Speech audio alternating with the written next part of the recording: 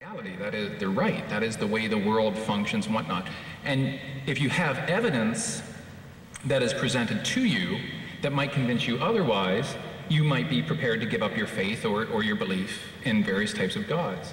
But there are some tensions inherent in what I think are inherent in Christian dogma. The idea of omnipresence and revelation, the tension between defining God as all-powerful and all-knowing, the problem of specifying one particular type of God, the tension between human biology and, of course, Christian morality, and the idea that there's tensions between defining Christian God as an all-good, basically omnibenevolent God and the existence of evil in the world. Now, does your God exist? I don't believe so. I don't have good reason to believe that based on the fact that you're quoting from a particular book. You talked about Bible study and whatnot.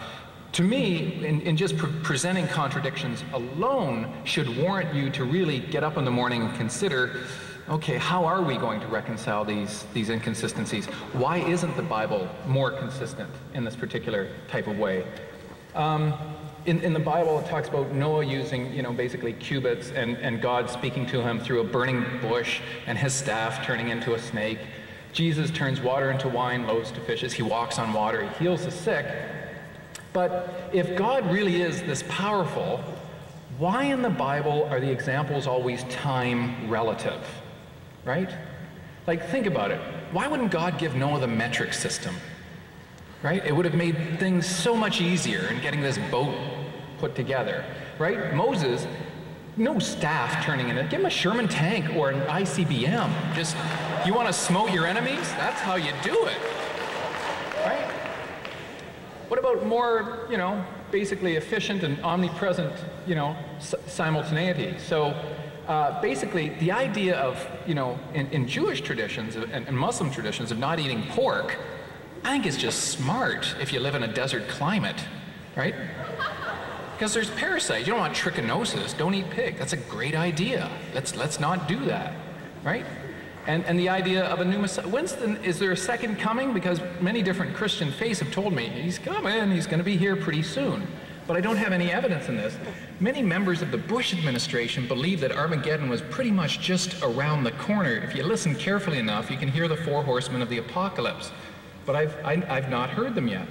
So, why aren't there modern miracles? Essentially, why are we looking at guys like David Blaine and Chris Angel doing these types of amazing demonstrations of magic that are very, very, very impressive?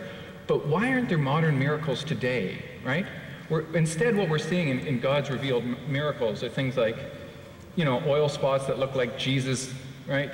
You get wood grains, and you get chocolate figures, and you get grilled cheese sandwiches of the Virgin Mary.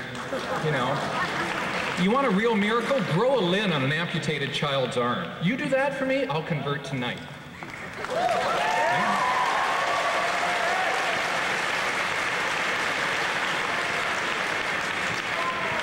But of course, that's what we hope stem cell research will someday do. And that's humans doing that. Not God.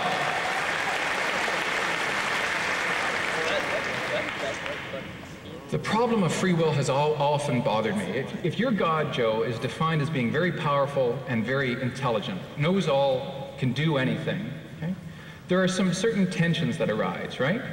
I don't think we possess free will. If your God exists, I don't think any of us really have free will, right?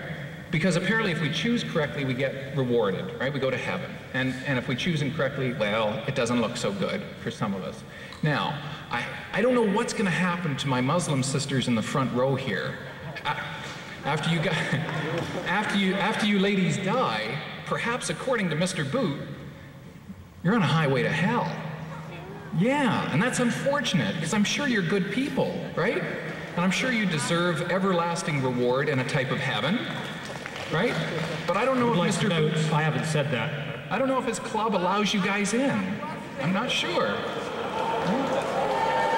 So...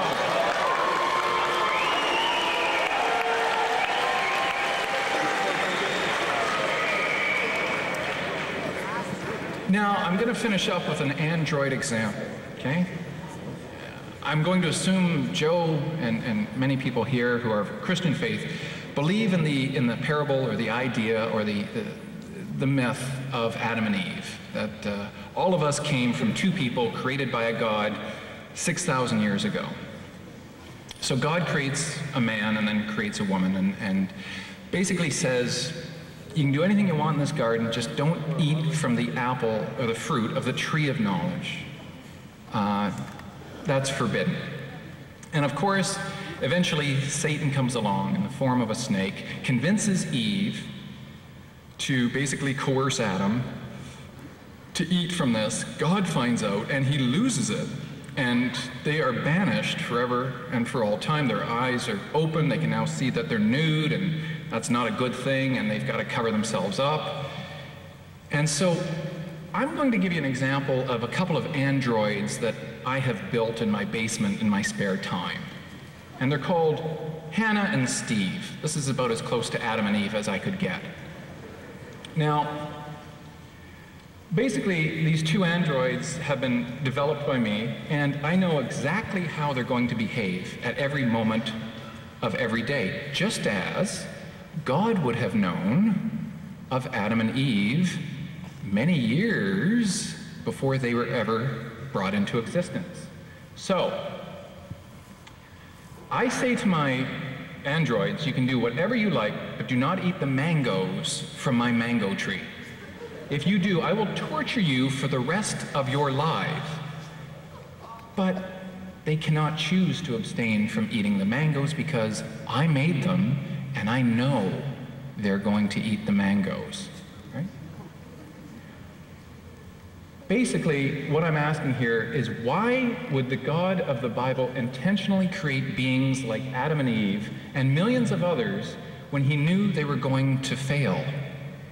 Does this not make God somewhat sadistic? Because he brings beings into the world knowing they're going to fail in order to punish them.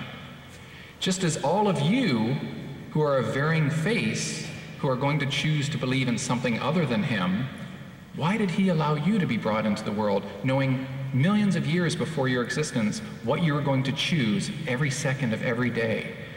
And your choices will condemn you forever and for all time. Doesn't sound like the kind of God I want to have in my world. Am I good? Okay, thanks.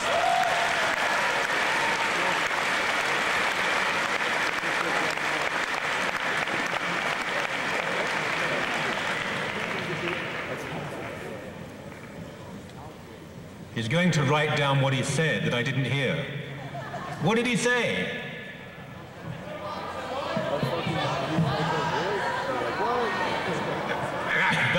That's the exact echo I heard. What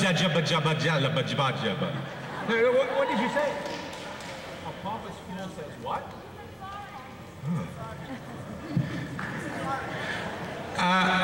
You deconstructed the Old Testament. I assume then, as a scholar, you knew the Old Testament in its original language. Thus, I thanked you in that language. I wasn't trying to embarrass you. But I assumed incorrectly. I couldn't hear because of the echo. That was my point. I wanted okay. to see that you couldn't hear as well.